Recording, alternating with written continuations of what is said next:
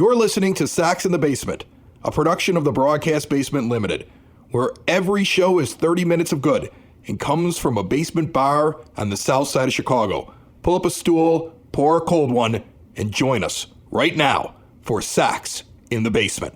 Heard everywhere podcasts can be found, and always at soxinthebasement.com.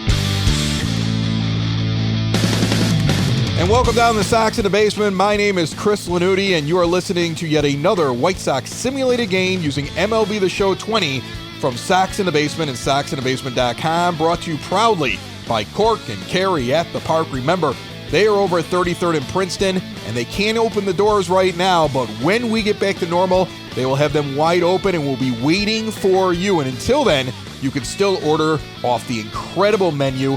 All you got to do is go to corkandcarryatthepark.com. They do it through Grubhub. If you have the app, you can use that as well. Incredible food, hot wings, award-winning burgers, dogs, wraps, you name it, they have it. Incredible appetizers. They got the pulled pork nachos. I mean, if you can't get to the ballpark and have that style of food that makes your mouth water when you walk in there, you can get it from Cork and Kerry at the Park. Sit back, pour a beer, and listen to a White Sox simulated baseball game as we give you that in about 90 minutes or so, sometimes a little more, a little less. The White Sox having some trouble after winning 6 out of 7 at home. They go on the road against the Angels and have dropped the first 2 in this 4-game set. And last night's loss has to be the most heartbreaking loss of the season so far, as the White Sox are 2 hit by Shohei Ohtani, and with 1 out in the bottom of the 9th inning, Ohtani gets chased because he hits Leury Garcia, and Yasmani Grandal comes up and 2 pitches into the at-bat, hits a 2-run home run to tie the game. Moncada hits the go-ahead home run 2 batters later with 2 outs in the inning, and then Alex Colome gave it all up very quickly in the bottom of the 9th, and the Angels walked off. Joe Binder from Sox on 35th will join us again, as he has been all weekend long. We're going to talk about the pitching staff and the bullpen specifically, and what happens when Michael Kopech comes up in this simulation. That's all ahead. Let's get out to Anaheim right now, where Dylan Cease goes up against Andrew Heaney. Game 3, Sox, Angels, next. Welcome to Anaheim, California. And if you'd have told me we would have gone out to Cali and gotten weather like this, I would have laughed in your face. It is raining, and they're going to try to fit this game in here on a Saturday night in Southern California, as the White Sox take on the Angels, already trailing 2-0 in this 4-game road set. And Andrew Heaney comes out. The lefty's got 5 starts, 3-0, 3.78 earned run average, 33 1/3 innings, in which he's given up 28 hits and 8 walks for a 1.08 whip and 33 strikeouts. So he has been brutal when it comes to coming out and shutting down offensive weapons like Tim Anderson, who's hitting .337 and will stand in and try to break Heaney, as he has broken so many lineups earlier on this season. 7-game win streak for the Angels of Anaheim. They are 20-6 with the best record in the American League and the best record in the majors. And they look really, really good this year. First pitch taken as a ball outside. Next one flared up the middle. Diving play, rolls away at short. And on with an infield hit is Tim Anderson. Overcast, dark gray skies, and a steady downpour coming down here as we're playing in it. Although I don't know how many innings we're going to get in. Yasmani Grandal's got 8 home runs and a .247 average with 22 RBIs, and has been heating up. I think that's the only way I can say it. Heating up over the last week after a very long slump. Had him below 200 just a week ago. A lot of home runs in the last few games, including last night with a big 2-run bomb that tied that game in the 9th inning, after the White Sox had only been able to accomplish 2 hits through 8 1/3. Throw over to first base, Anderson back, as Grandal awaits the first pitch from the lefty. Going to be hard for Anderson to go in the rain and the slop with a lefty pitcher. The pitch on the way, inside, misses on a changeup, 1-0 the count. Grandal actually has 22 RBIs to lead the White Sox with the most runs batted in on this team. So even with the slump, he has gotten the hits when they matter, including 2 big RBIs last night. Inside sinker misses, 2-0 the count, with Anderson taking a pretty good lead at first. But like I said, he's got to take off in mud, and it might not be the wisest thing to try to win it on the base paths today. Outside changeup misses 3-0 with Abreu on deck. Pretty steady coming down here in Anaheim. They're trying to get this game in on a Saturday. Sox, I bet, wouldn't mind the day off. They've been going at it for over 3 straight weeks without a break. They get their first one on Monday, as this one's inside taken for a strike, 3-1. And the Angels beat them up on Thursday and broke their hearts last night. Team's got to shake it off. Ricky Renteria saying before the game, you win some of those, you lose some of those. He still has faith in Alex Colome as a changeup is swung on and missed on the outside corner, and the count goes full to Grandal, batting from the right side tonight against a lefty. He did his damage from the left side last night. The 3-2 pitch on the way. Swung on and missed on a changeup that was low, would have been ball 4. So he comes back from the 3-0 count to strike out Grandal for the first out, and Heaney will face Jose Abreu next. As I crack open a 32-ounce old ale by the name of the Opening Bell from Open Outcry Brewing on Western Avenue.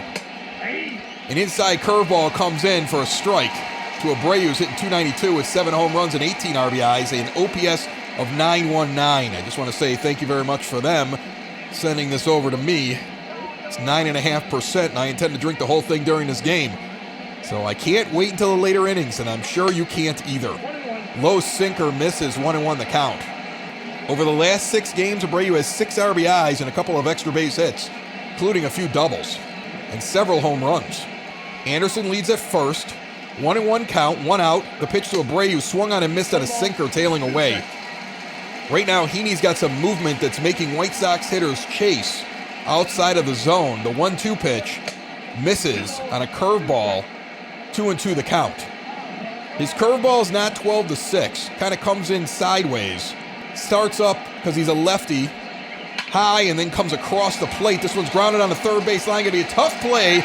They get the force at second and come back over to first. Anthony Rendon was a magician on that one. He catches it and goes out of play and still gets Anderson by a hair, and that's bang bang in second. And they turn the double play.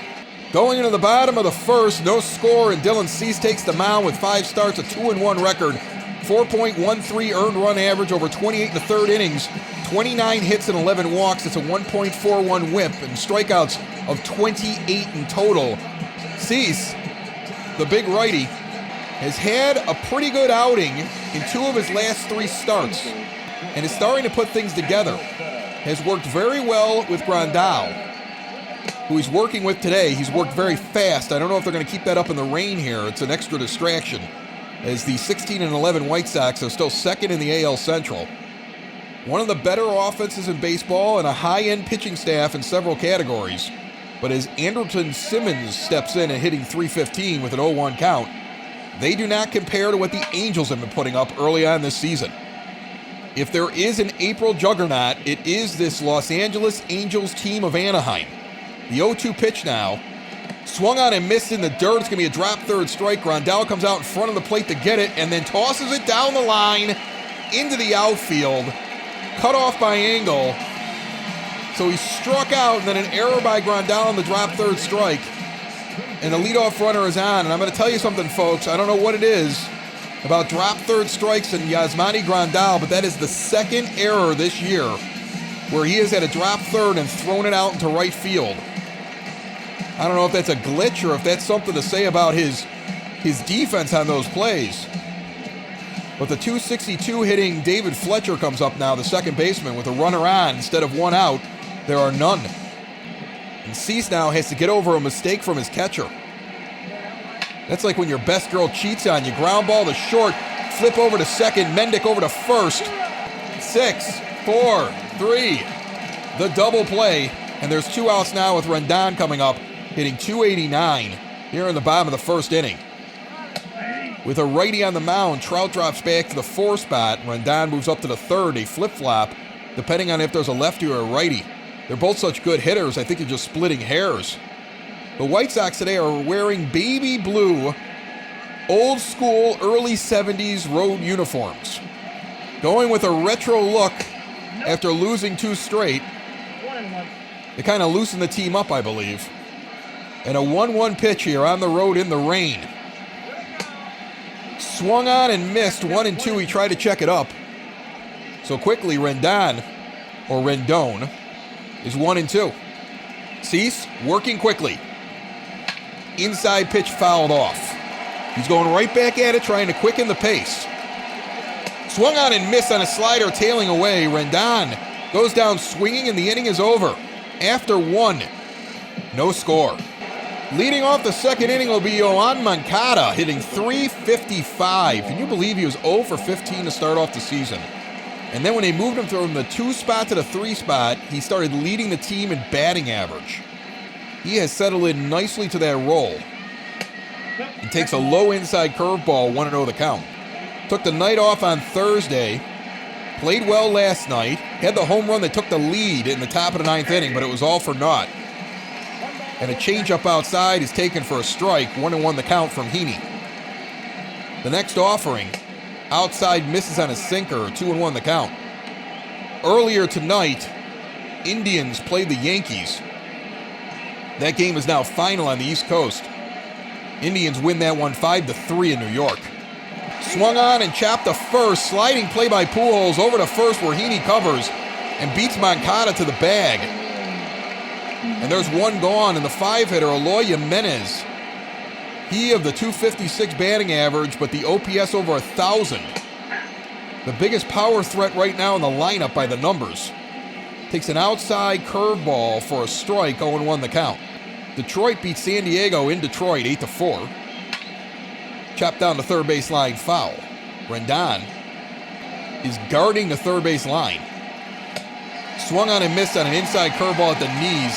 He got tied up and swung at a bad pitch. Second strikeout from Heaney. By the way, the Red Sox beat Minnesota tonight. Be nice to get a win here. Gain a little ground. 3-2 final in Minnesota as this one skied out down the right field line. Underneath it, it's a can of corn and the out is recorded. So Encarnacion takes the first pitch and flies out. 1-2-3 go the White Sox. Going to the bottom of the second, no score. We've had 2 very different games here in Anaheim. The scoring fest that was game 1, in which a really bad inning allowed the Angels to blow out the White Sox. And then the very, very close contest last night with the excitement in the final inning. It did not come out our way. Mike Trout stands in, hitting .371. But the White Sox have done pretty well against him so far in this series. His average has actually gone down. And Dylan Cease just misses. The 1-0 pitch grounded to short. The shift was on, so Mendick actually fields it as it's closer to second base. And over to first to Abreu. 1 out here in the bottom of the second inning, and Tommy La Stella comes up. The lefty hitting .326, high averages in this number 1 offense in all of baseball. An inside curveball brushes him off the plate. He has 24 RBIs, tying him for 5th in the American League right now. And the 1-out 1-0 pitch from Cease on the way. Outside slider misses 2-0. Rain continues to come down, a bleak evening. Sox are all in their long sleeves underneath these jerseys. Except for Grandal. He seems to not care. The 2-0 pitch on the way, grounded down the third base line, in and out of the dugout of the Angels. 2-1 the count. Next one's fouled straight back on a 97-mile-an-hour four-seam fastball from Cease. High in the zone. Just missed it. The 2-2 pitch. This one is skied out down the first base line, tailing towards the right field pole. Underneath it, Adam Engel's going to get it. About 10 feet away from the pole in fair territory. Back towards the track, but not on it. There's 2 outs in the bottom of the second inning. And Justin Upton comes up with a 17-game hitting streak, hitting over 400, 26 RBI on the season, 7 home runs. He's hitting .411 to be exact. And Cease, with his 17th pitch here with 2 outs in the bottom of the second inning, throws it right down the middle, challenging Upton with a 98-mile-an-hour four-seam fastball. 0-1 the count. We get the Rockies next. They're playing back and forth with Milwaukee tonight. So far, they've split a 4-game series that's been going on out in Colorado. That one misses. 1-1 the count. The next offering from Cease. Jam shot, but deep into right center field. Angles underneath it. He'll make the catch. And there are 3 outs already in the bottom of the second. No score through 2. In SoCal, Luis Robert leads us off in the top of the third.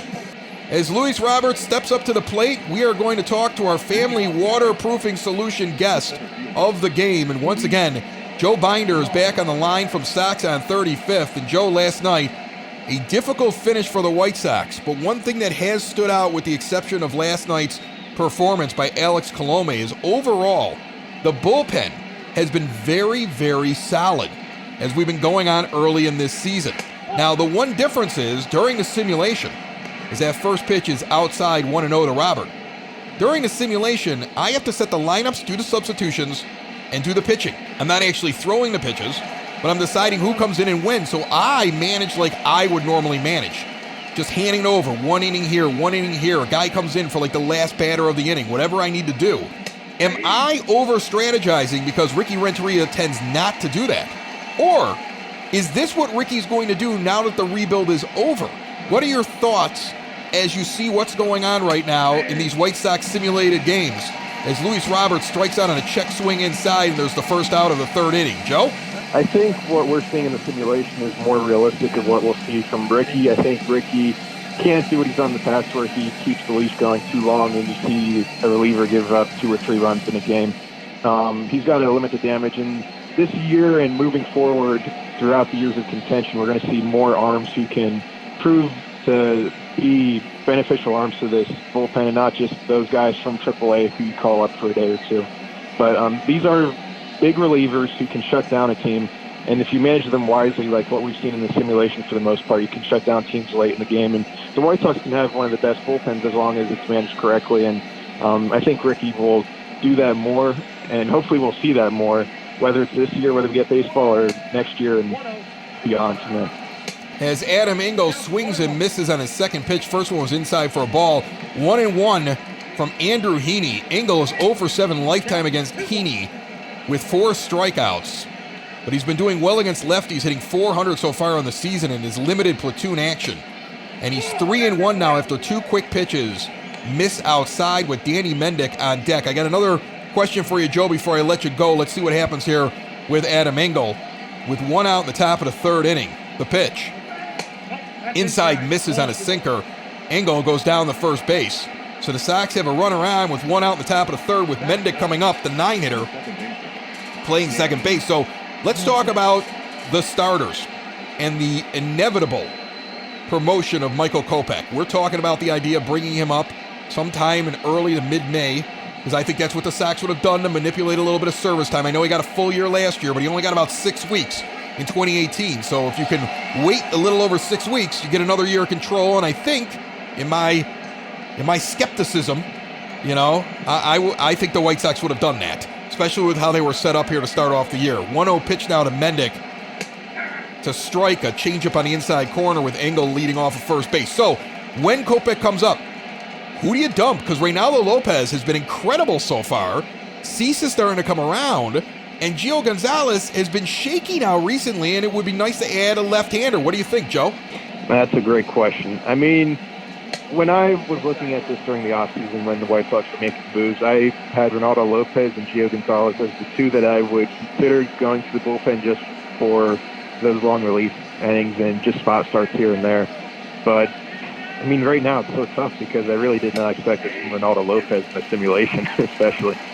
So... As a sharp ground ball over to third base, Rendon turns another impossible double play. 5-4-3 to end the inning.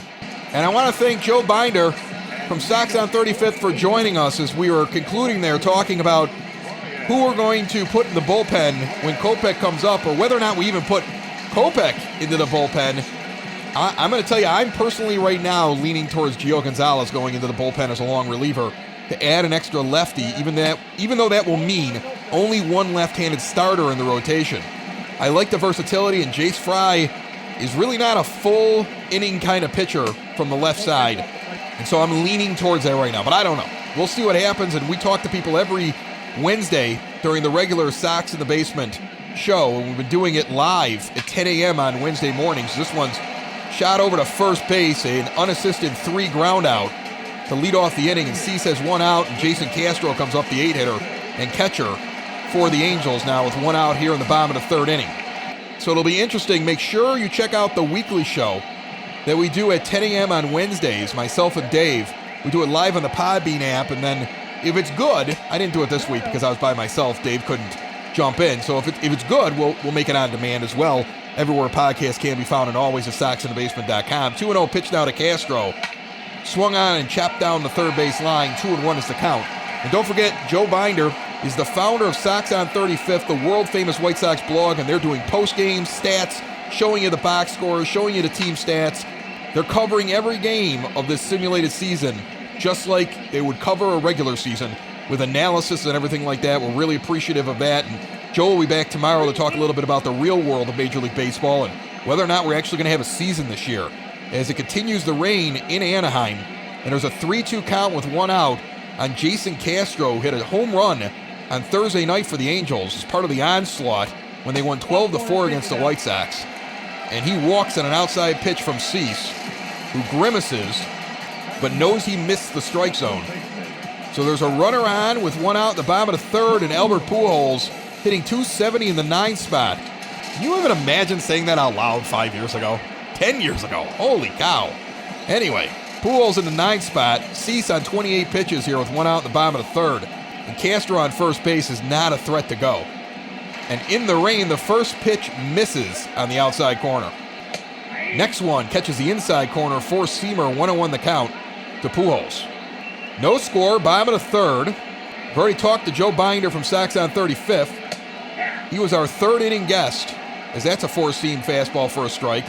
Brought to you by Family Waterproofing Solutions. You're going to hear more about them in moments. Remember, they have Sox in the Basement deals for you as a slider strikes out Albert Pujols, and he is angry at the umpire. He waves the bat at the umpire, yelling that was not a strike, but that was a strike. It was below the letters. It was a perfect slider. It dove back into the zone, and he's just frustrated with himself and taking it out on whoever's near him. 2 outs now as Simmons in the top of the order come around with a runner on first. And a circle change catches the upper outside portion of the strike zone. Family Waterproofing Solution is veteran-owned, female-owned. A portion of the proceeds go to veteran organizations and first responders. It's a family business, very safe, online estimates, and Sox in the Basement deals. All the other details coming up here after the White Sox can record this third out of the inning as Simmons lifts one down the third base line, tailing foul into the stands about 3-4 sections before the foul pole. An 0-2 count now on him. Castro leads off of first. The pitch just misses from Cease on a slider outside, 1-2 the count. The rain continues to fall, very steady. Inside curveball just misses. Close pitch. 2-2. Cease wanted it, and so did Grandal. Working quickly, though, Cease back into the wind. Swung on and missed on a four-seamer coming up. Grandal points to his pitcher and rolls that ball out there, skipping back to the dugout.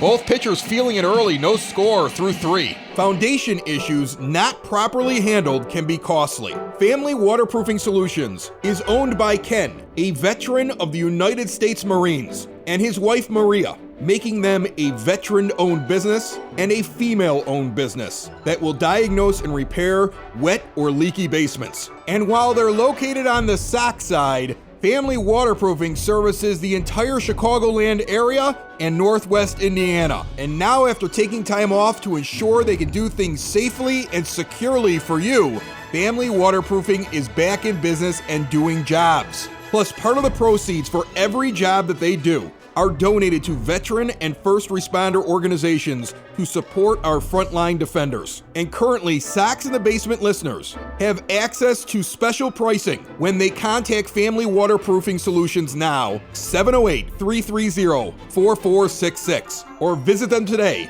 at FamilyBasementWaterproofing.com. Top of the fourth inning, top of the order for the White Sox. Tim Anderson's 1 for 1 with a single in the first inning. And he will lead off the top of the fourth inning as Andrew Heaney pitches number 36 out of his hands. And his 36th pitch goes for a ball, 1-0 the count. Anderson's 5 for 10 lifetime against Heaney with a home run. So he has seen him well, though it's hard to see in this downpour. And a high four-seamer misses up at eye level, 2-0. Next offering catches the inside corner, according to our home plate umpire. 2-1 the count. Heaney working quickly, back into the wind immediately, and this one's grounded to second. Quickly over to first for the 4-3 putout. You know, Cease is working quick, but Heaney's working even faster. It's as if both these pitchers are like, I'm feeling it, and it's raining, and I want to get through the inning, and I want to get back into the dugout. On a wet, wet night here in Anaheim. Change-up low misses 1-0 the count. Now, I used to live in Southern California as Grandal steps in and swings and misses at a sinker low and inside. That's what he struck out on in his first at-bat, that exact same pitch. And I would head down to Anaheim for ball games, Disneyland. Another one, swung on and missed a curveball in the same spot. Low and inside, he's swinging at it, but he can't catch up to it. The 1-2 pitch, in the dirt, but in the same area. As Heaney's decided Grandal cannot hit the low inside pitch no matter what he throws. He's throwing a changeup there and a curveball and whatever that last pitch was. This time he goes outside and low on a sinker and it's fouled off. But he's probably just setting him up. The 2-2 pitch is on the way. He goes back inside, but not enough. And Grandal rolls that one out in the left field for a base hit. He went low again. He went inside, but he didn't get it over as far as the other pitches. And Yasmani was able to put that out to left. In between Simmons and Rendon. At short and third, there's a runner on with one out in the top of the fourth inning. And Abreu's 0 for 1 and immediately connects with one and sends it out to center field. Trout camps underneath it and will make the play. Ball comes in quickly as Grandal retreats back to first base. One pitch, one out for Abreu. And Yoan Moncada's 0 for 1 and comes up with 2 outs and a runner on first. Yes, the girl at the time that I was dating living in Southern California loved Disneyland. And to be honest with you, she still does. That's why we have a bathroom now that we're married with 3 kids that has all kinds of Disneyland paintings that I used to buy out there for her. Little still frames of cartoons and such. That I was like, I paid enough for these, they're going somewhere, so they're in the kids' bathroom. Good time when I lived out there, though. This one's looped out into right field. It will drop in for a base hit. Grandal will hold at second as Moncada gets a hit. And the White Sox have put 2 hits together in the same inning for the first time. They've had base runners in all but 1 inning so far, but now they have 2 with 2 outs. And Eloy Jimenez comes up against Heaney, who struck him out on 3 pitches last time and made him look silly on that last one. The lefty checks the runner at second and throws a curveball on the outer half of the plate. Waist high for strike 1. Jimenez is only 1 for 9 in this series. Came in red hot, but the Angels have been on top of him so far. Next pitch misses a sinker low and outside. 1-1 the count. Good sized crowd for a rainy night. There's a big party going on behind the plate as this one is sent deep back into right center field. Trout back to the wall. He looks up. That is gone. Eloy Jimenez hits one out 401 feet. Just to the right of dead center field, out of here at 105 miles per hour even for a 3-run home run in the rain. Mike Trout got back quick and then just ran out of room, and it lands in the tree line they have just to the right, if you're standing at the plate looking to the outfield, of the mountain or volcano, whatever that is, that's in the batter's eye. Actually, it looks like it hit the first seat to the right of the tree line, so he actually hit a seat out there.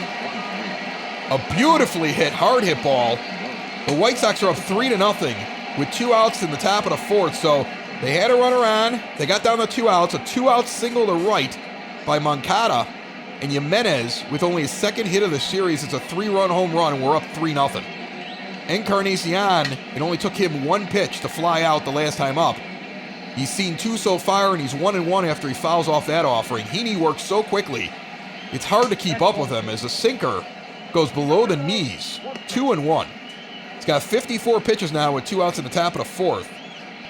Was rock solid, but now has run into some difficulty, at least in this inning. Inside 4-seamer misses 3-1 with Robert on deck, hitting only 182 and 160 against lefties. He's actually worse against lefties. But as Renteria said, he's young and he's got to hit everybody, and we're not about to start platooning him at this point. Rifled out in the right field for a base hit. Encarnacion drops it out there on 2 bounces. It's covered up and sent into second. A single for Encarnacion and a duck snort. And the White Sox are now hitting 3 straight hits, including a 3-run home run off of Heaney. Next offering, a curveball, high but for a strike to Robert. And he looks at his bat like, bat, why didn't I swing you? That was beautiful. I could have taken that one out. He has 1 home run on the season. He did it opening weekend. So it's been a while as he continues to try to figure out major league pitching. A low curveball misses 1-1 the count. Yesterday when we talked to Joe Binder from Sox on 35th, I asked him, I said, the Madrigal and the Robert numbers, are you surprised by that? Are they being sold short? He said, no. This is what it's like when you first come up. They should improve. But anybody who thought that Luis Robert was going to come up and just light the world on fire, that's a rarity. There are great prospects that come up and don't do that.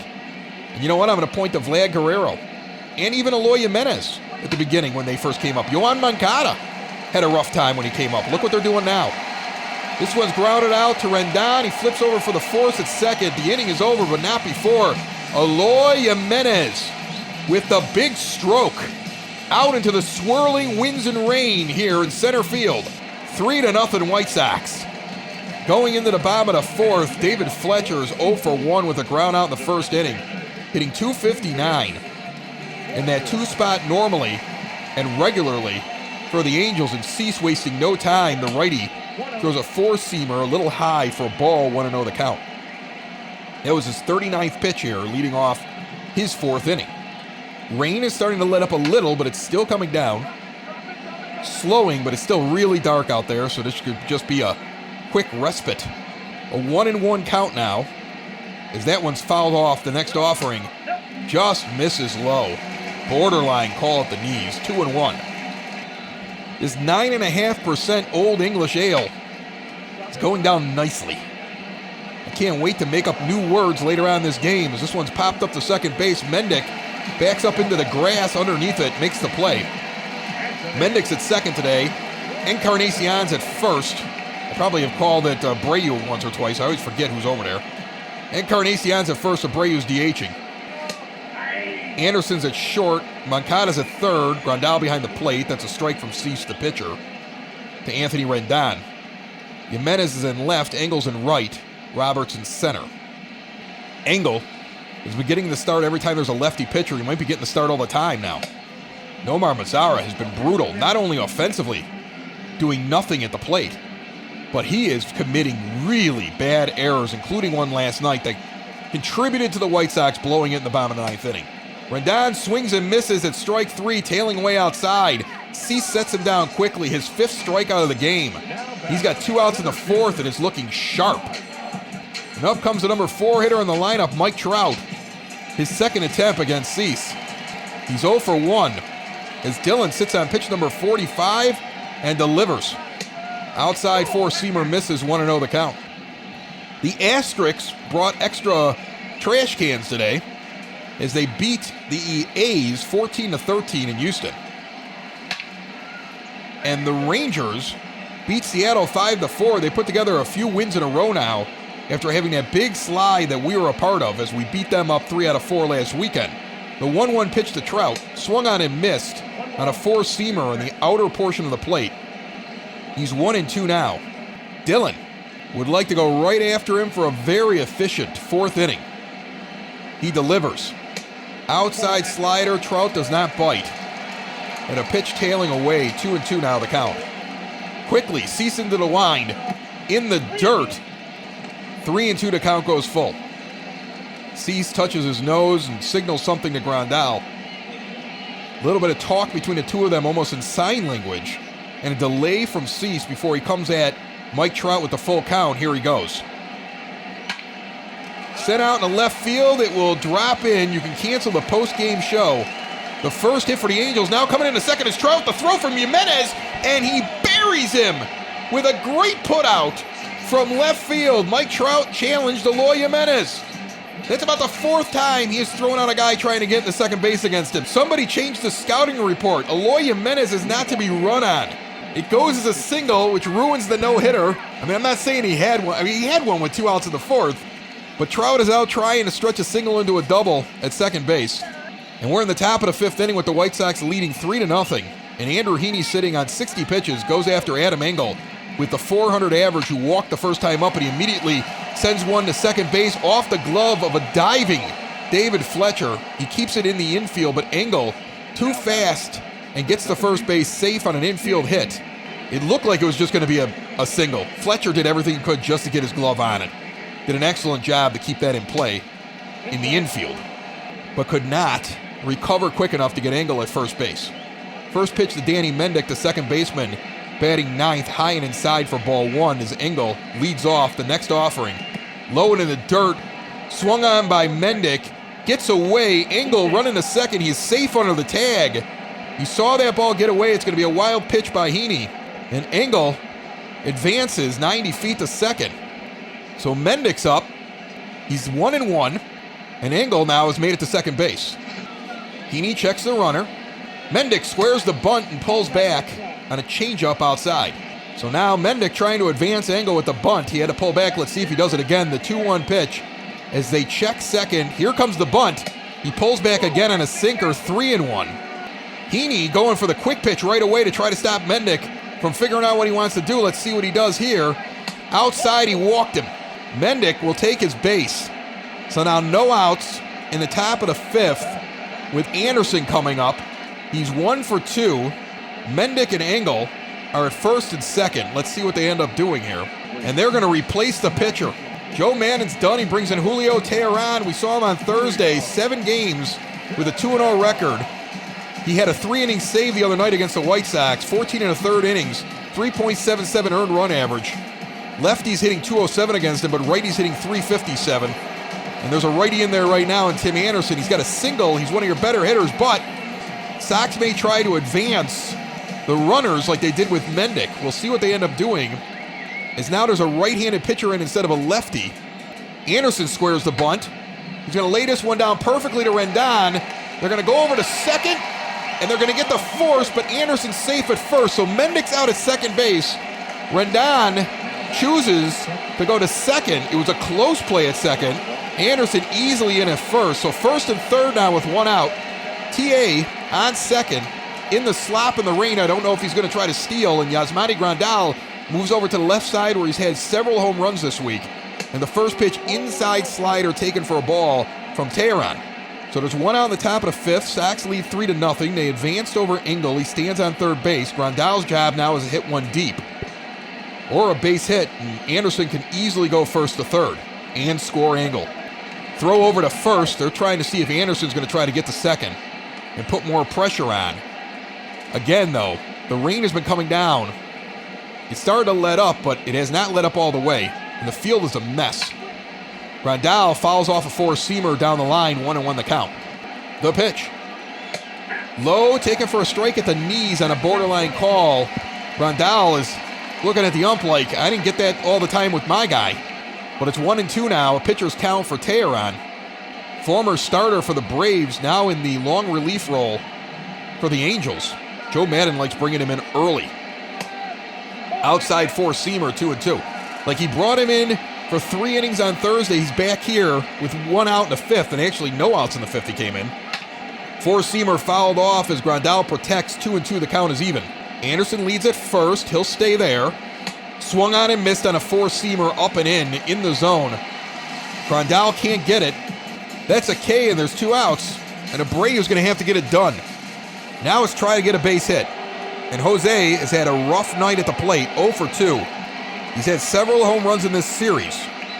Was shut down yesterday, though, and is shut down so far today. Thursday, though, he had 2 home runs, solo shots. And if I'm not mistaken, he had a base hit in there as well. He was the only guy really just consistently doing well on Thursday night for the White Sox. Inside pitch misses, 1-0. Next offering on the way misses as well, a 2-seamer. They're pounding him inside. 2-0 count as they both miss. 0 for 4 last night with 2 strikeouts was Abreu. He's already got a strikeout in this game as well. Engel at third, Anderson at first, 2 outs, top of the fifth. High four-seam fastball misses. It's a hitter's count, 3-0, with Moncada on deck, who already has a base knock in this game. But I would give the green light right here to Abreu and let it fly with the 3-0 lead. He did not have the green light, or at least he decided to take, as a four-seamer inside. Maybe he thought that was going to go for a ball. It was close. But it gets across, and it's 3-1 on the called strike. The rain continues to come down. Teheran looks in. The pitch. Hits the strike zone on the outside corner on a four-seamer. Abreu is yet to lift the bat off his shoulders. He's got a full count with 2 outs in the top of the 5th. Jose in the DH role tonight to give him a little bit of a rest. This one's cracked right at Rendon on a line out. Hits him right in the chest. Hard hit ball to exactly the wrong place. Abreu looks at the sky and throws his helmet. Jose Abreu spent the middle of the 5th standing down at first base, staring off into the rain, just into the darkness with his helmet laying about 10 feet away from him until somebody showed up with his hat and his glove. He was frustrated there. Sox had a really good opportunity, 2 on with no outs and unable to get anybody across. Luckily, though, Eloy Jimenez hit a 3-run home run earlier, and we lead 3-0 going into the bottom of the 5th. Tommy La Stella comes up 0 for 1 with a flyout in the second. Dylan Cease, 51 pitches. Through 5 innings, he's given up 1 hit and 1 walk. Has been working quickly and effectively in this game. And whereas Heaney was doing the same thing, Joe Maddon's got so many options in the bullpen. He still manages like he's in the National League. Pitchers don't go long for him, unless it's like Shohei Ohtani last night, who had a 2-hitter through 8 1/3, but then look what happened. He put a guy on, he panicked, brought in the closer, and the White Sox not only tied it, but took the lead. And his offense bailed him out, though. The 1-0 pitch now to La Stella. Hits the outside corner, 1-1. Joe Maddon may be the luckiest manager in the world. I think he makes really good decisions. He's a good manager. I can't believe he's not on the north side anymore. They chase that guy out of there. You got to look at some other things. It's not just him. As that strike gets across, 1-2 the count. He's a heck of a manager, and if, Ricky Renteria had a few years with this team and not gotten results, I've been clamoring for him, but I kind of like the fact the White Sox are sticking with the guy that's been growing the team, at least for now. If he came out in his first season now when the rebuild's over and did poorly, though, I'd be calling for his head, I think, like the rest of you, and I think Ricky knows it. The 2-2 pitch. Misses on a curveball low, 3-2 the count with Upton on deck. La Stella making Cease work, but he's working quickly. Fouls off a four-seamer, low and outside, but in the zone. 3-2 the count remains. Next one, high and inside and fought off, fouled back to the backstop. I mentioned earlier there's a party behind home plate. They have this home plate area. It's at field level, or actually below levels. This one's skied up in the air. At third base, Moncada stands there, and there's one away on the pop-out to Yoan Moncada. And Justin Upton comes up, sitting on a 17-game hit streak, but he's 0 for 1 today with a flyout in the second, hitting .407. And Dylan Cease, with 1 out in the bottom of the 5th, would like to end that hit streak. High four-seamer misses, 1-0 the count. He has 12 doubles so far in the year, leading his team, and up towards the top in the majors. Swung on and missed on a high four-seamer. He actually went higher this time than the one that he took, but Upton is anxious. I think when you get in a big hit streak, you start thinking about the hit streak. And a smart pitcher will not give you anything to hit because you want that hit so badly. That one misses, 2-1, the next pitch on the way. Low and inside, a close curveball, doesn't get the call, 3-1, and Cease takes the hat off, realizes it's raining and puts it back on real quick. Standing out there dripping is Dylan Cease as the rain continues to come down steadily. A little bit lighter than at the beginning, but still steady. This one's cracked down the third base line, hooking foul into the stands. The count goes full. With 1 out in the bottom of the 5th and a 3-0 lead for the White Sox. Next one is ripped way down the third base line and also foul. Upton trying to pull one for the foul pole. And now he gets a hold of one deep out in the left field, and he got what he wanted. That is a solo shot. Justin Upton is a video game right now.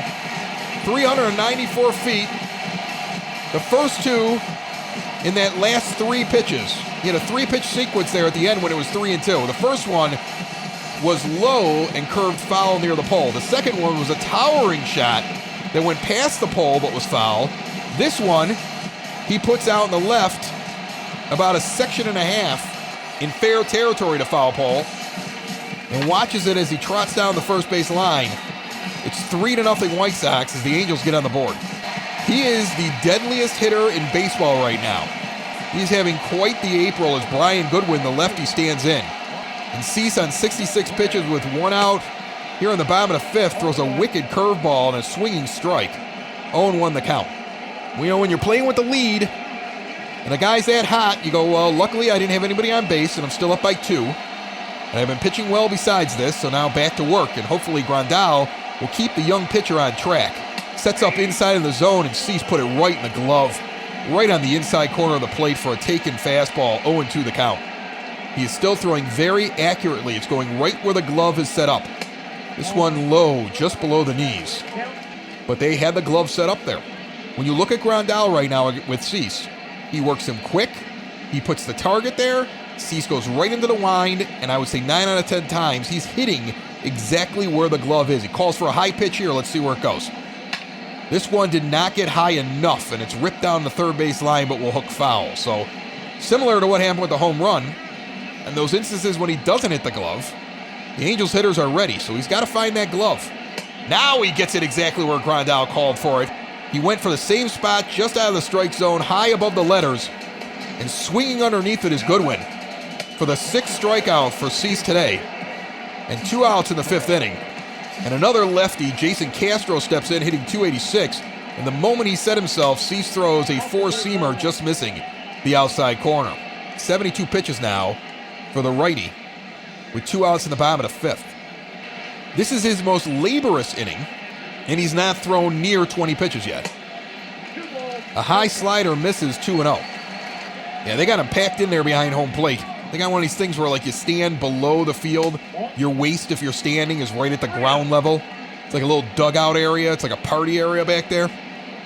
Man, they got him packed in there today. Didn't see that the first 2 nights. They're jammed in. 3-0 pitch on the way, taken for a strike on a 4-seamer at the thigh area. Gotta learn how to talk. It's this Old English ale, baby. 9.5%, and ain't the first one I've had tonight. 4-seamer. High and tight, in the zone, 3-2. I have a 32-ounce growler that I'm chasing 4 beers before the 32-ounce growler arrived. It's Saturday. Got to enjoy quarantining. This one's flown out to Luis Robert. Underneath it, puts it away. Upton hits the homer, but Cease, deadly with everybody else so far. Into the rain and into the lights it flew. But the White Sox still lead 3-1 after 5.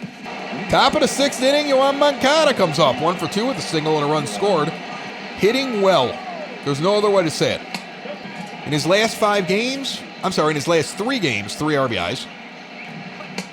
Outside, that's the ball. Next pitch misses for a ball, 2-0. Julio Teheran continues the pitch here for the Angels. Joe Maddon's got a great system. If a guy's not doing well early, I bring in one of my 2 regular starting pitchers that can come in as long relievers, and I have 2 starters or 3 starters every game. Moncada rips one to short, and it's grabbed right out of the air on a line out, and there's 1 out in the 6th. Eloy Jimenez comes up. They're showing the replay here on the scoreboard. He tagged that home run way out in the center field, just to the right of the deepest part of the stadium. The wind at that time blowing, I guess you'd call it out, because it's a diamond form in the outfield out there, right? So it was running parallel to the wall towards center field. So I guess you would say the wind was actually blowing to left field as he hit that one to right center. He's 1-1 now after a quick ball outside and a foul. The next offering is high, taken on a 4-seamer, 91 miles an hour. 2-1 the count to Jimenez. Teheran winds. Delivers a curveball in the outside corner and misses. 3-1 the count. Encarnacion stands on deck. He's got a single so far in this game. The 3-1 pitch on the way. Misses, and Jimenez is on first. Edwin Encarnacion comes up with 1 out in the top of the 6th inning. And Jimenez on first base. Takes a ball inside. 1-0 the count.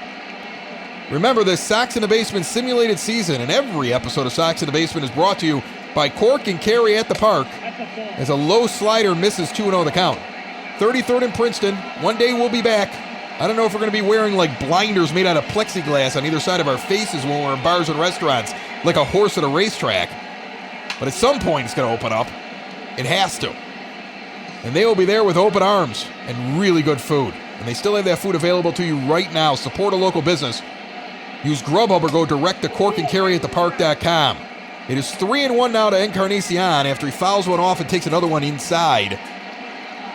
Roberts on deck in the 7th spot in the lineup. Engel behind him. Outside four-seamer misses. The count goes full with Jimenez on first base. Full count.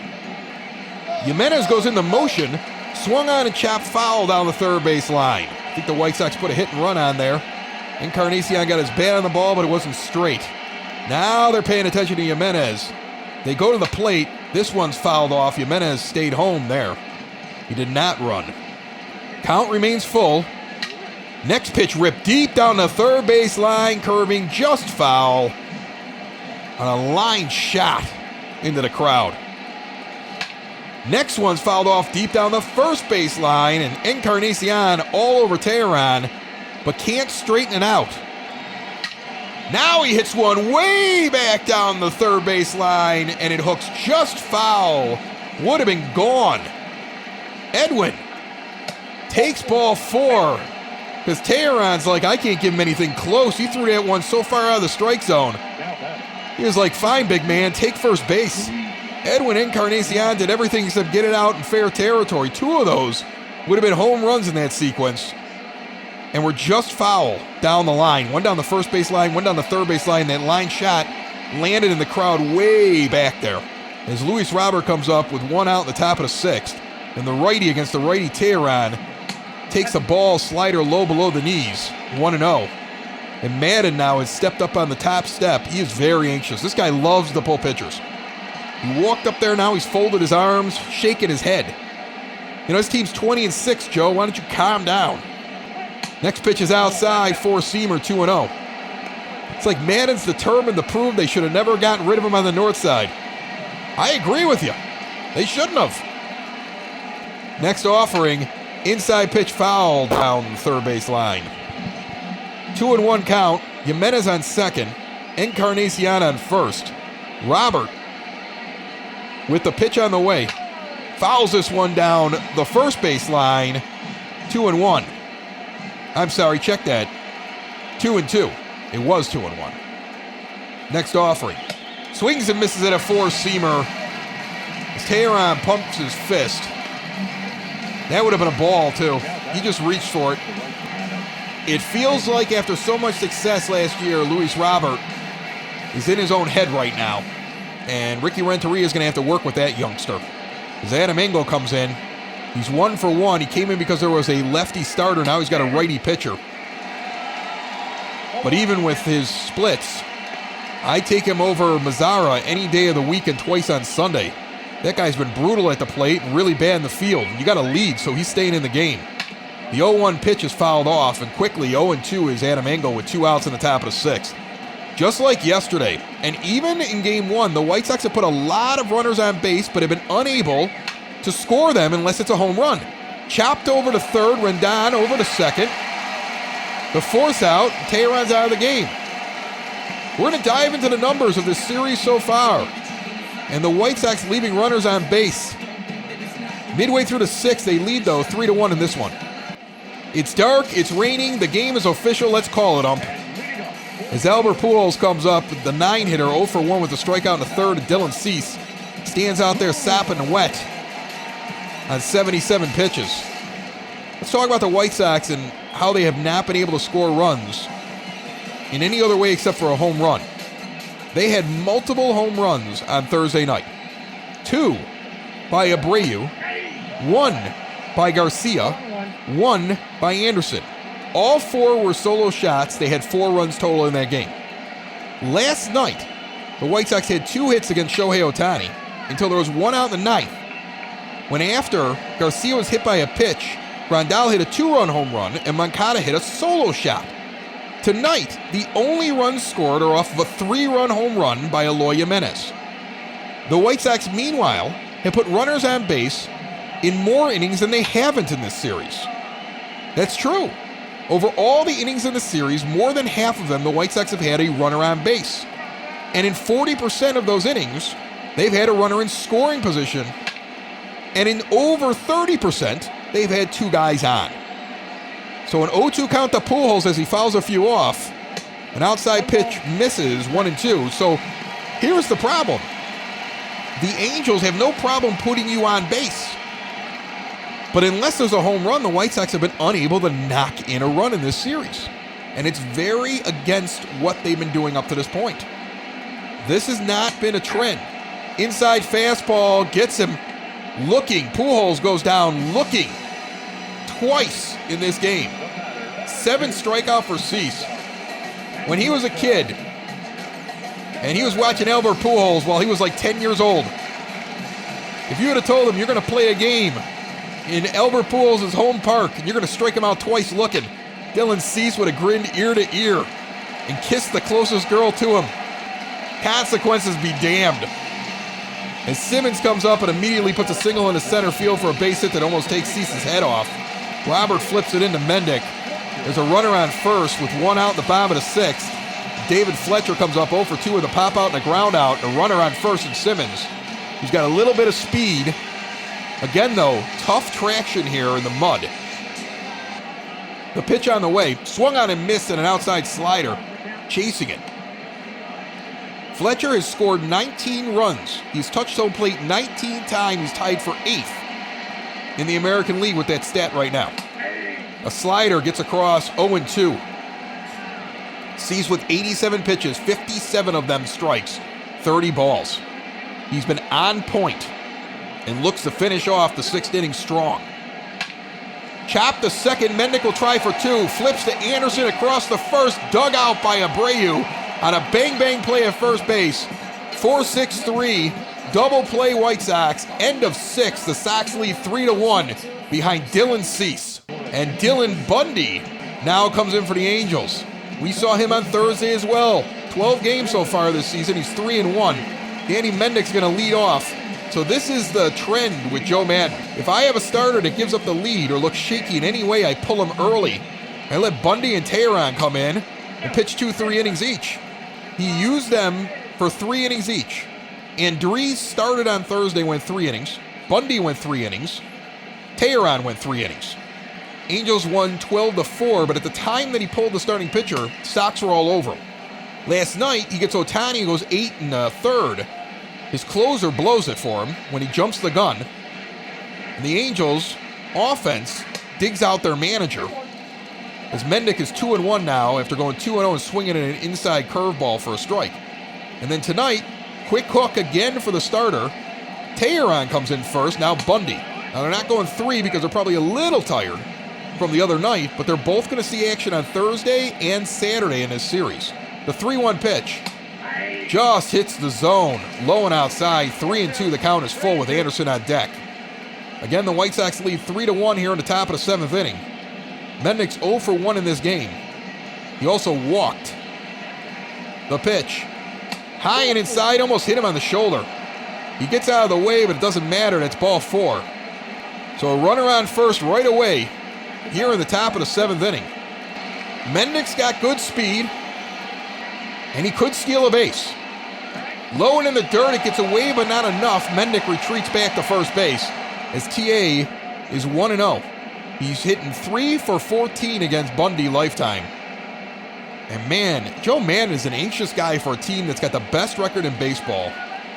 Has already taken 2 games, has a 20-6 record, and he's up at the top step again. This one driven into left field. It's going to be a base hit. Mendick's in the second base. The White Sox have the first 2 runners on a base hit by Tim Anderson. And Yasmani Grandal comes up with no outs here in the top of the 7th inning. Last time the Sox had 2 on, they bunted over the runner. It didn't work. This time, Grandal takes an inside pitch, 1-0. Yasmani's been hot. You got your big hitters coming up. Don't take the bat out of their hands. The bunting thing didn't even work. This team's got to find a way to get a run across without a home run. Although I would take another 3-run bomb right now. You know, I wouldn't complain. That pitch hits the zone, 1-1 as Bundy used to be a starter. Now is a long reliever. Mainly because, in this simulation, Shohei Ohtani is healthy. The next pitch on the way. High outside four-seam fastball. I'm going to tell you that's the one mistake here. It'd be like if I sat there and said Carlos Rodon and Michael Kopech are ready right now. The White Sox would probably be 20-6 as well. Let's be honest.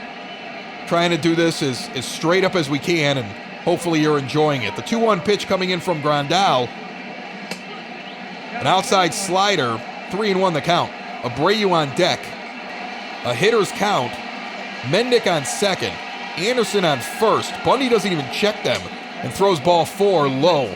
And the bases are loaded with no outs here in the top of the 7th inning. And now, finally, let's get a run in without the home run. Unless, of course, you want to hit a grand slam, Jose Abreu. I'll take that. I'll walk out of here with that stat. We only scored off of home runs. Because a grand slam gives us 7. We're up 3-1 right now. Bundy's struggling. Madden going back to the well with Teheran and Bundy. Only one night in between the last time we saw them both, and this White Sox team saw these guys a lot 2 nights ago. Some of them are getting their 3rd at bat against him. This one's grounded to Rendon. He's going to flip to second, over to first.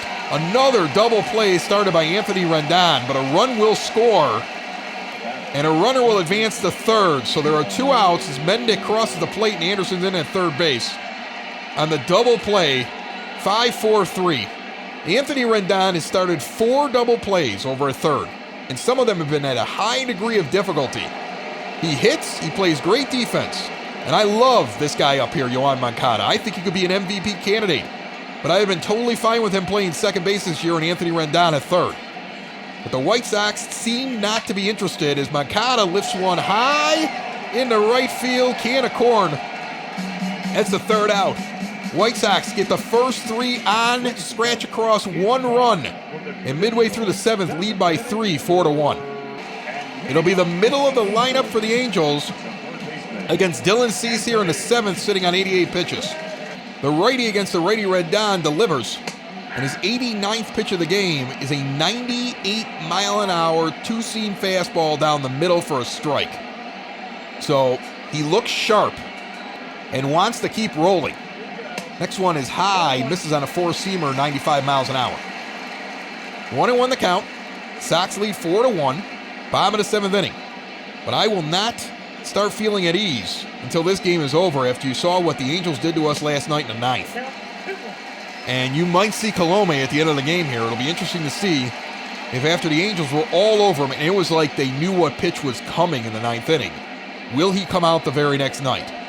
The rain has subsided as this one's sent out in the right center field. On the run, Adam Engel covers ground and gets there before Robert as they crisscross in the outfield. Engel makes the catch. A really nice defensive play in the gap. And there's 1 out. Mike Trout gets his 3rd look at Dylan Cease. He singled in the 4th inning. Dylan goes into the wind, and the pitch on the way. A high slider loops over the top of the strike zone for a ball, 1-0 the count. Indians won tonight. Twins lost. The pitch. Low misses on a slider, 2-0. The Orioles won at home against Toronto, 7-0. When you think about that Toronto offense, I'm surprised anytime they get shut out. The 2-0 pitch across on a 4-seamer outside, 2-1. Trout swings at the next one, sends it out in the right field for a base hit. So there's a runner on with 1 out here in the bottom of the 7th. Last 2 balls have been well hit. Cease remains in against Tommy Listello, 0 for 2. First pitch is a strike, 4-seam fastball on the outside portion of the plate. Renteria trying to show a little confidence in his pitcher. Plus, he's used the pen a lot in the first 2 days. Giolito and Keuchel did not go deep. This one's sent out into center field. Underneath it is Robert. It'll fall in right before he gets to it. So he has to take it on the 1 hop. Trout thought he was going to get there too, so he just gets the second. 2 hits here now, and there's runners on first and second with 1 out in the bottom of the 7th, and Justin Upton comes up. And they're going to go out there and talk to their pitcher, and I think they're going to pull him. Upton's been dead on and really, really good. And they're going to bring in Jace Fry. So Fry's going to come in, and if you're wondering why Fry comes in against Upton, there's 1 out, first of all, so there's a possibility he gets the next 2 batters. The next 3 batters, Upton and the 2 behind him, all do worse against lefties than righties. Dylan Cease comes off the mound. He's responsible for the runners that are on, but he's only given up 1 out through 6 1/3. He had a quality start, and Fry, 10 games into the season, has a 2-1 record over 5 2/3 innings and a 4.76 earned run average, 10 strikeouts to 4 walks. Righties hitting 100 against him, lefties hitting 111. Sox try to use him in the latter part of the inning, and Upton stands in and swings and misses at a cut fastball outside. Upton's power numbers and his contact numbers go down against lefties even though he is a right-handed hitter. It's kind of an anomaly. He does better against righties. A low cut fastball misses 1-1. So Renteria turning it over to the bullpen now. That one's called a ball, and that was a terrible call. Folks, I get to see the strike zone, and the entire ball was inside the strike zone in the corner. And it was called a ball, 2-1 on a bad call by the home plate umpire. No other way to put it. LaStella leads off of first. Trout leads off of second. Upton swings and misses at 1 inside. The count evens at 2. Fry with the pitch. Crack to third. Moncada going to tag Trout, go to second for the force, and he's going to get LaStella. He tags Trout on the quick tag as he tries to avoid it, and still gets it over to second in time. The double play after 7, 4-1 Sox. A really nice play by Yoan Moncada.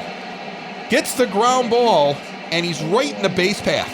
And he doesn't have to get out of Trout's way because he's got the ball first. Now Trout has to run around him. But the momentum, he couldn't just get out of the way quick enough. He gets tagged. Might have been a ghost tag, and he gets over to second. Close enough for me. A 2-seamer hits the outside corner to Jimenez, who's 1 for 2 with a 3-run home run, as Bundy remains in the game and then throws a curveball outside, 1-1 the count. The announced attendance tonight, 43,698, as the skies are overcast, but the rain has ended.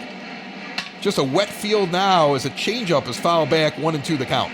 They've been dumping dirt in there in the middle innings, trying to keep this field together to finish the game. And a 4-seamer hits the outside corner, and Jimenez didn't even argue. He knew he got fooled. He just walked off angry. So 1 out in the top of the 8th, and Edwin Encarnacion comes up. The pitch on the way. Low and inside on a changeup, ball 1. The 1-0 pitch. Inside corner, 4-seamer. That goes for a strike as Aaron Bummer has joined Cishek. And a 1-1 count with 1 out in the top of the 8th to Encarnacion. Sent out down the first base line. If it stays fair, it's going to be gone. It just misses the pole. 1-2 on the long strike. Next pitch by Bundy is fouled straight back. Encarnacion is not giving in tonight. Very determined at the plate lately coming out of that slump. Leads the team in strikeouts, but has done a very good job this week avoiding a lot of them. I'm not saying he's perfect, but a 2-2 pitch on the way. And that one's outside on a slider, and he does not reach for it, 3-2. Starting to find his groove, starting to find his patience. I would like to see Luis Robert do that. He stands on deck, and he needs a lot of it. Having a rough time there, young man. But the rain has subsided. Clear your head, young man, and try to have a good at-bat no matter what. Encarnacion does strike out here. Should have known when I was talking about how he was cutting down the strikeouts he was going to strike out. As a curveball curves away and he swings at something out of the zone that would have been ball 4. He does that a lot. That's why he's batting 6th with all that power. 2 outs. Robert takes a low 4-seamer for a ball, 1-0 the count. He's 0 for 3. He's pretty much 0 for the week. Swings and misses at a changeup below the knees that would have been ball 2, 1-1 the count. You would say sit him down, but they're already trying to do that in certain instances. And he's still having a rough time. Flied out to right field, trailing back towards the wall, and it'll be caught at the track by Goodwin. Goodwin will lead it off in the bottom of the 8th for the Angels. Sox lead 4-1.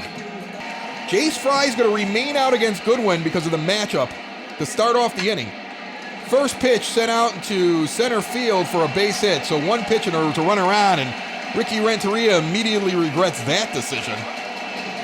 It's Jace Fry. It's like every time we try to push Fry, like, oh, well, use Fry. I'm sure he'll be fine. He can do it. Yeah, he doesn't do it. Steve Cishek is going to come into the game now. He's got 11 games so far, 13 innings. He's 1-0.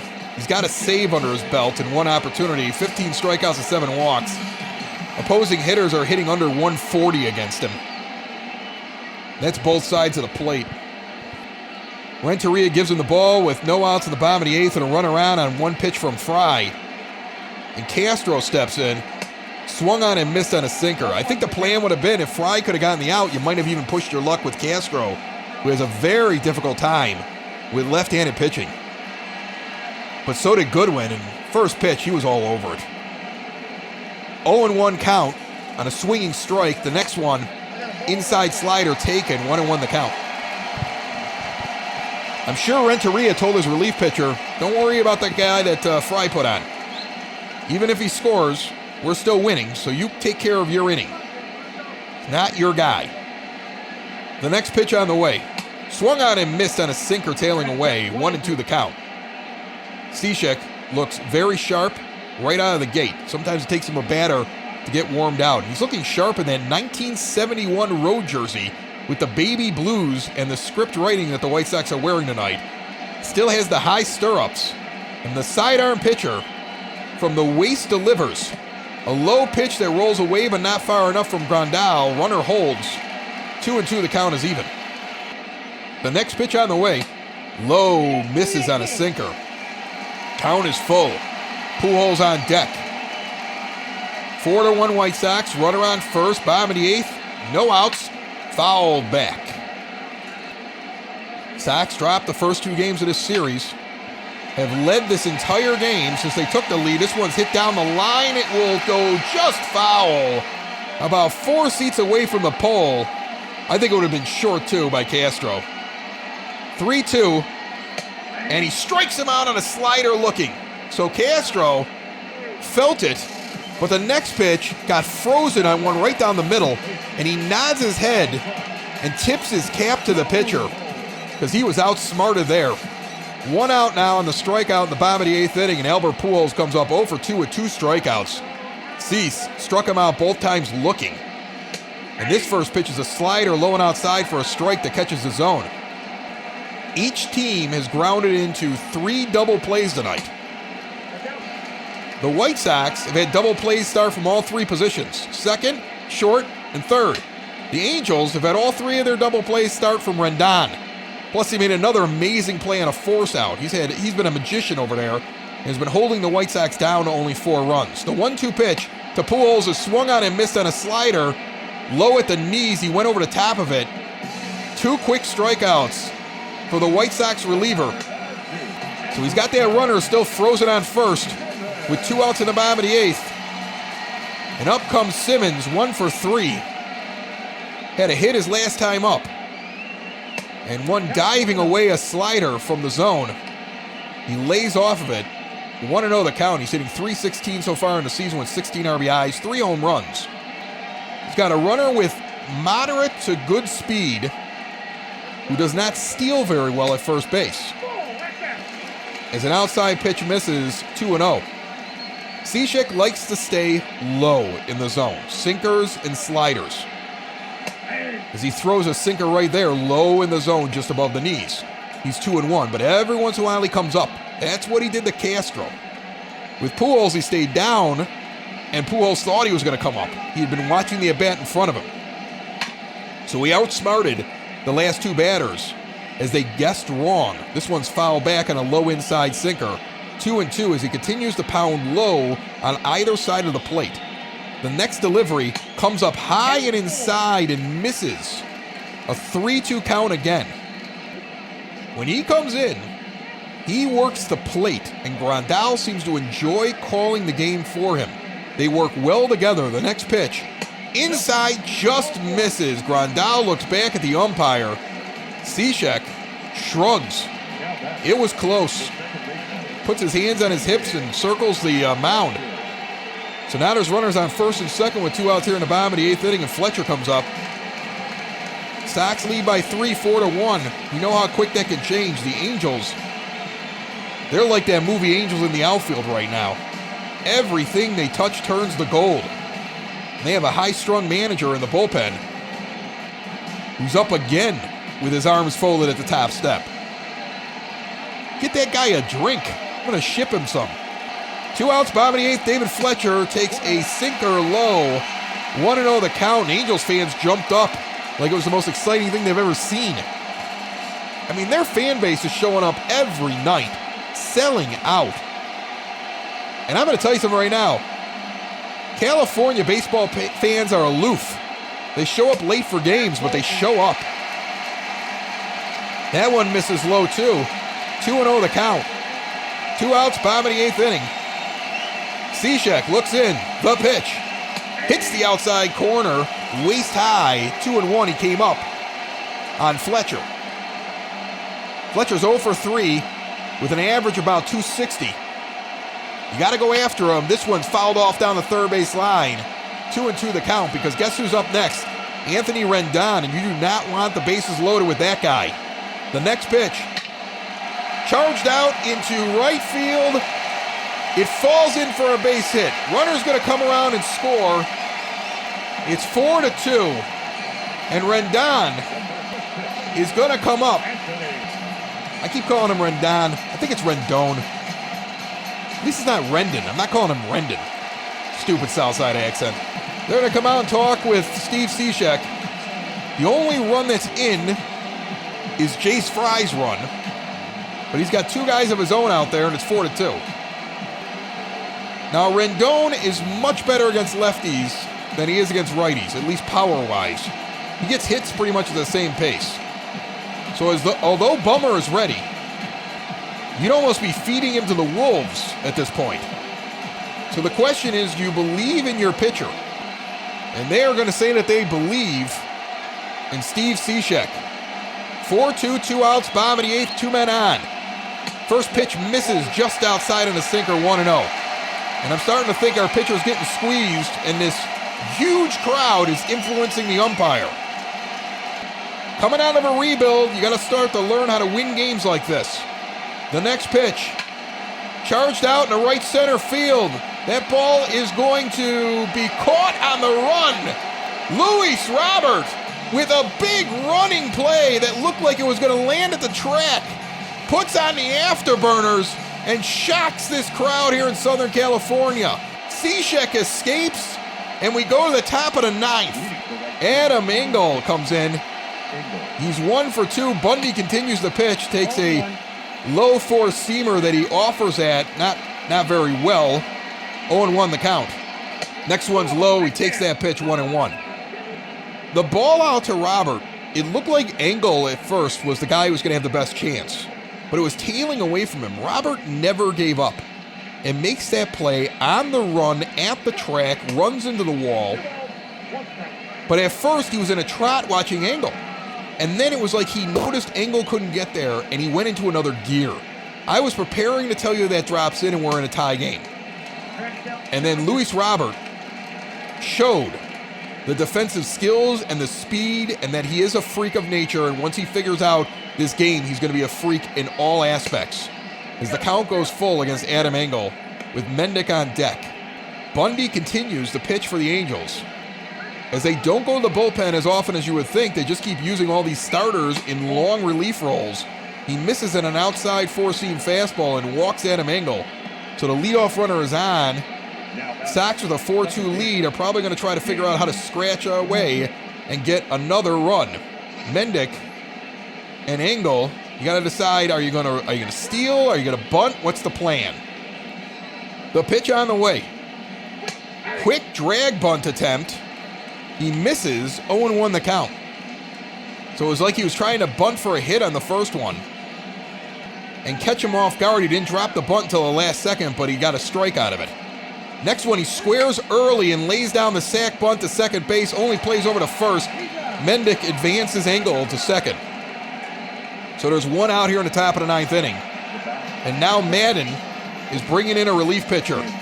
Justin Anderson has 3 games under his belt, 2 1/3 innings pitched with an 11.57 earned run average. Like I said, 2 1/3 innings. But Madden's like, that's it. Change of pitchers. He was planning on it. He goes for a lefty against Tim Anderson. Getting Bundy out. Anderson's 2 for 4 with 2 singles, hitting .343. He's got a .938 OPS. And I'm sorry, that's a righty. He was holding the glove in the wrong hand while talking to Joe Madden on the mound, so I thought we had a lefty pitcher coming in. Then he puts it on the other hand. So Anderson's a righty, and he goes against Anderson, the right-handed hitter. Justin versus Tim. I'm rooting for Tim. 1-0 the count after that first one misses. As Engel leads off of second in scoring position, a hit will score him. Next pitch swung on and missed on a slider up at the letters. He swung underneath it, 1-1 the count.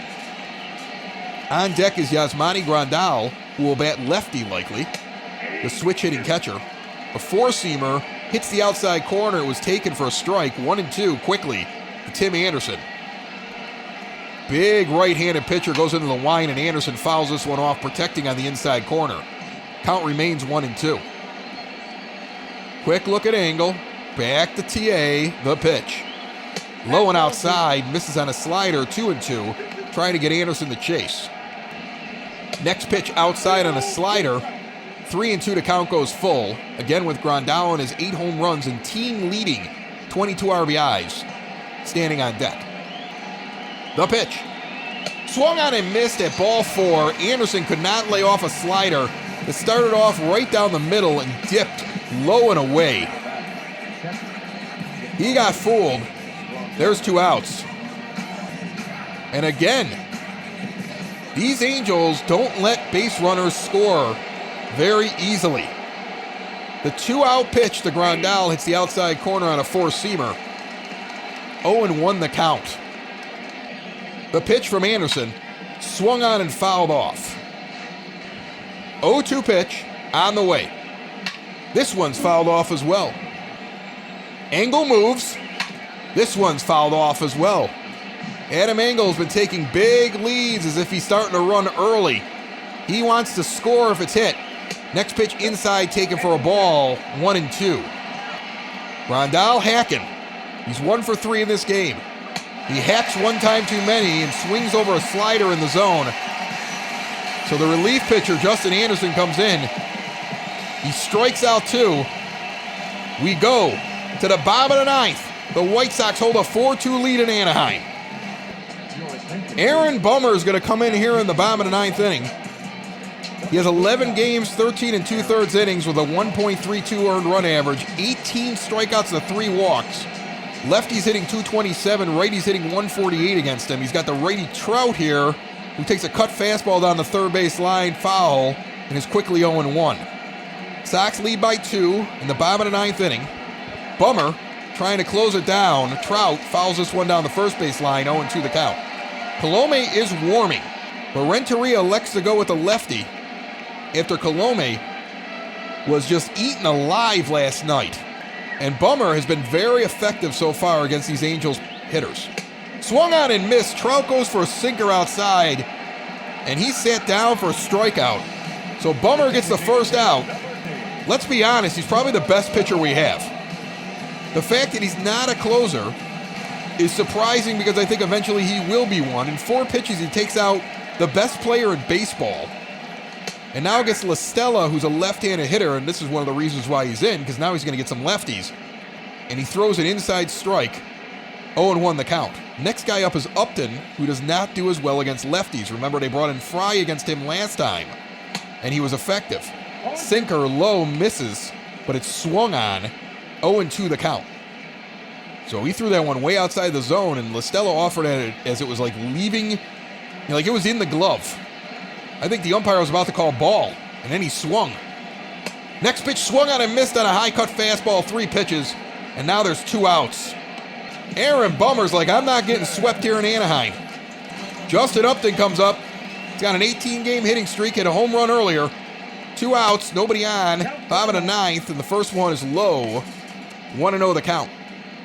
Bummer needed 7 pitches to get through the first 2 batters here. The 4 and the 5 hitters in Trout and La Stella. Next offering's a strike right down the middle. He is bringing the heat right now. The next one, quickly, foul back. He's going sinker, sinker, sinker, and every once in a while throws something that's high and fast at you. And that cut fastball's coming at well as well. 1-2 pitch, foul back on the cut fastball, high and inside. That was his knockout pitch earlier. Bummer trying to nail it down for the White Sox with a 4-2 lead, 2 outs in the bottom of the ninth. The pitch. High cut fastball misses. Upton lays off it. 2-2. The hottest hitter in baseball up there for the Angels right now, trying to extend this game. The pitch on the way. Chopped back to Bummer. He takes a breath, smiles, and tosses it over to Encarnacion. And the White Sox take Game 3 of this series 4-2 on a rainy Saturday night in Anaheim, California. They beat the Angels and hand them only their 7th loss of the season. The Angels drop to 20-7. The White Sox get up to 17-11 and gain a game on Minnesota. Poor Joe Mannon's going to have to go back and have himself a Valium or something to calm himself down. He always projects like the calmness, but in a game, he's so jumpy, isn't he? Sox get 4 runs on 7 hits with an error. The Angels, 2 runs on 7 hits, no errors. Dylan Cease goes 6 1/3, gives up 5 hits and a walk, but strikes out 7 and gives up only 1 earned run. He gets your win. The save goes to Aaron Bummer with a perfect 9th inning. 2 strikeouts and a ground out back to him. Andrew Heaney takes the loss. 4 innings pitched, 6 hits, 3 strikeouts, 2 walks, 3 earned runs. Eloy Jimenez 1 for 3 with a big 3-run bomb. Moncada 1 for 4 with a run scored. Danny Mendick scored a run as well. Adam Engel 1 for 2 with 2 walks. It was again, very difficult game to find anything good in the offense with the exception of the long ball. White Sox strand a ton of runners, but find a way behind a very sharp Dylan Cease, who over his last 4 games has now had 3 really good starts. And he and Reynaldo Lopez are making a case to stay in this rotation, as we talked to Joe Binder earlier from Sox on 35th. And I think Gio Gonzalez better start catching up to these youngsters or he's in trouble. Joe Binder is going to join us tomorrow for the finale of this 4-game set before the White Sox get a day off and 2 in Colorado. So enjoy your Sunday with us tomorrow. Another White Sox simulated game will be coming right at you. Ever since opening day, we've been doing them and having a lot of fun, and we see people sharing it with friends and the numbers going up and up and up, and we're just humbled by this entire thing, and thank you so much from the bottom of our hearts. My thanks to our great sponsor, Cork and Carry at the Park, 33rd in Princeton. There's a link directly to them in the show notes, depending on which app that you're using. You might be able to just click on it right in the show notes for this podcast. Otherwise, go to corkandcarryatthepark.com. Same thing for Family Waterproofing Solutions. We've started to put the link right inside of the show notes. So you can just click on it right there and go and check out those folks as well. They've been helping us out a lot. Take care of each other. Stay safe. Stay well. Put a mask on. It's not going to kill you. I can't wait to see like all the different styles of masks that we're going to be wearing for the next 6 months to a year till they get a vaccine for this thing. So keep it light. Enjoy your weekend. Hug your kids. Say hi to your neighbors, but from 6 feet. Go outside, get some fresh air, and tomorrow enjoy another White Sox simulated game. Brought to you by the podcast, for fans, by fans. It's Sox in the Basement, found everywhere podcasts can be found, and always at soxinthebasement.com. Bye-bye, everybody. Sox in the basement. Sox in the basement.